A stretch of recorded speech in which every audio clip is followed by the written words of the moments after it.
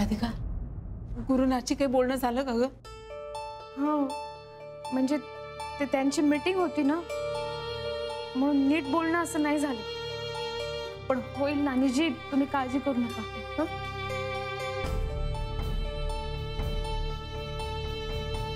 राधिका, हे घे, ATM मधनं काढलेत, 20,000 आहेत. हो का? बरं झालं. 2 आहेत.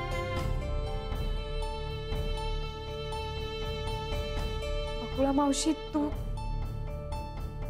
ताई आहे घ्या, एवढेच आहेत. महादेव दादा, कशाला तुम्ही? हे सगळे मिळून 25,000च आहेत. उरलेल्या पैशांचं काय करायचं? एक सांगू का? आपले गुप्ते भाऊ आहेत ना, बँकेत मोठे हापसर आहेत, त्यांना जरा फोन करा ना, काम होऊन जाईल बघा तुमचं. त्यांचा नंबर आहे का तुझ्याकडे? माझ्याकडे आहे जी, देते मी. हे घ्या.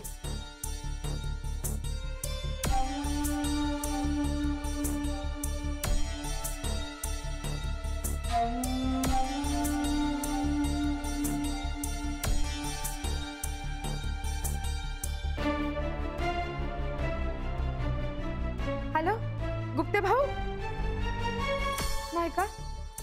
कुठे गेले? मीटिंग मध्ये आहेत का? कधी फ्री होतील? 1 तास. मग त्यांना माझा निरोप द्याल काय?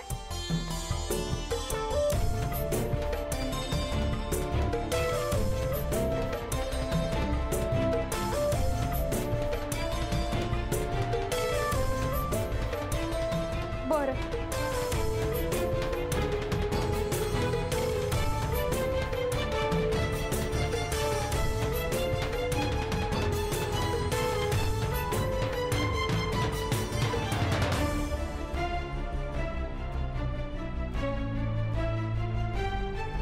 हॅलो, रेवती? हो का? कामात आहेत का? बरं, मग त्यांना फोन करायला सांगाल का? म्हणा नानाजींना हार्ट अटॅक आला म्हणून. हा, वेदांत हॉस्पिटलला ऍडमिट केलंय, सांगून द्या.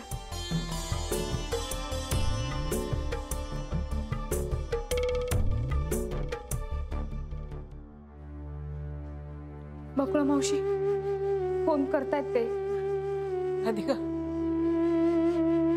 काय जमलं का? गुप्ते भाऊ कुठल्या तरी मीटिंग मध्ये होते आणि रेवती पण कार्यक्रमात होती. निरोप ठेवलाय त्यांना, येतील ते. मला वाटतं आपल्याला आता थांबायला पाहिजे. दुसरं काहीच नाही आपल्या हातात आता.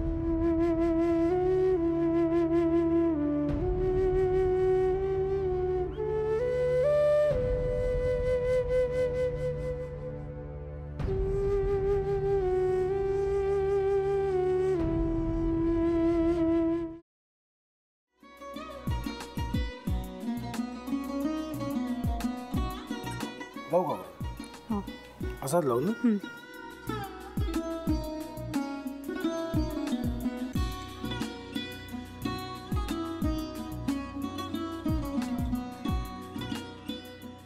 आता काय करायचंय? आता आपण ड्राय स्टफिंग दुसरं काय करणार आपण त्यात? आपण ह्याच्यात मेयोनीज न टाकता बाकीचे सगळे साहित्य टाकायचे. अच्छा, हे सगळं. ऋतू, माझा तर विश्वासच बसत नाहीये. म्हणजे अगं बहिणी आमचं लग्न व्हावं म्हणून किती प्रयत्न करत होती आणि ते सगळं करताना की शिवच्या आम्हाला माहिती पुरवते. नाही, मला नाही वाटत. गौरी खूप चांगली असतो म्हणून तुला सगळं जगत चांगलं दिसतं, पण शिव उगाच बोलला असेल का? त्याच्यावर विश्वास नाहीये का तुझा? शिववर पूर्ण विश्वास आहे मी माझा, पण तो आता हे जे काही करतोय ना, म्हणजे निशा बहिणी समोर त्या राधिका सोबत फिरण्याचं नाटक वगैरे, ते त्याचा काही उपयोग होणार नाहीये. अगं असं कसं म्हणतो? अगं नीलिमा, जतीन भाईंचा कॉल आहे. हो माहितीये. रिसीव कर ना.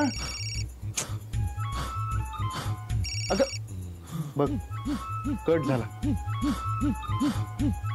आता तू रिसीव केला नाहीस म्हणून ते मला करतील. अब पुन्हा आला बघ, घे बघू. पण हे एक ना एक दिवस घडणारच होतं. आता मला कळलं तुम्ही 2 दिवस झाले काय सांगत होता ते. बनू हे संकेत असतात आणि हे ठरवून येत नसतात. मी बाहेर तुमची वाट बघते.